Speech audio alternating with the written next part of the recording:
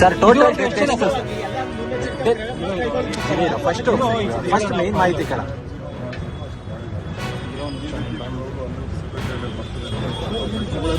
Sir. Sir total ಎಷ್ಟು ಜನ death sir? ಎಲ್ಲರದ್ದು ಐಡೆಂಟಿಫೈ ಆಗಿದೆಯಾ ಈಗ? ಇಂಜಿನಿಯರ್ಗಳು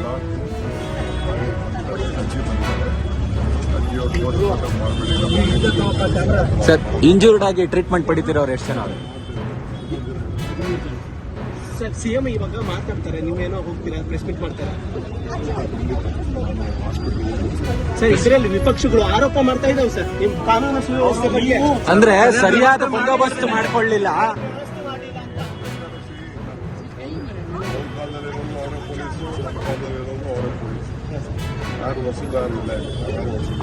ಅಲ್ಲ ಪ್ಲಾನ್ ಮಾಡಿಲ್ಲ ಅಂತ ಆರೋಪ. ಪ್ರಚಾರಕ್ಕಾಗಿ ಬಂದೋಬಸ್ತ್ ಮಾಡ್ಕೊಳ್ಳಿಲ್ಲ ಸರಿಯಾಗಿ, ತುರಾತುರಿಯಲ್ಲಿ ಪ್ರೋಗ್ರಾಮ್ ಮಾಡಿದ್ರು ಅಂತ.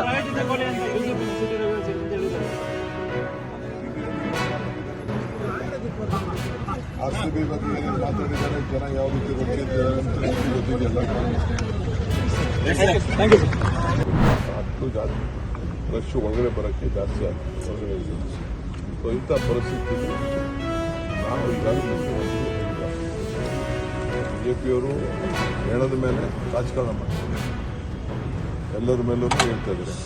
ಟಿ ಟಿ ರವಿ ಏನು ಟ್ವೀಟ್ ಮಾಡಿದ್ರು RCB ಬಗ್ಗೆ, ಬಿಜೆಪಿಯವರು ಏನು ಟ್ವೀಟ್ ಮಾಡಿದ್ದಾರೆ, ಅವ್ರು ನಮ್ಮ ರಾಜ್ಯ ಇಷ್ಟು ದೊಡ್ಡ ವ್ಯಾಮೋಹ ನಮ್ಮ ರಾಜ್ಯದ ಅವರ ಭಾವನೆನ ನಾವು ತಪ್ಪು ಅಂತ ಹೇಳಕ್ಕಾಗ್ತದೆ. ಎಲ್ಲ ಮಕ್ಕಳು ಮರಿ ವಯಸ್ಸಾದವರೆಲ್ಲ ಮಧ್ಯರಾತ್ರಿನೂ ರಸ್ತೆಯಲ್ಲಿದ್ದಾರೆ, ಈಗೂ ಇದ್ದಾರೆ.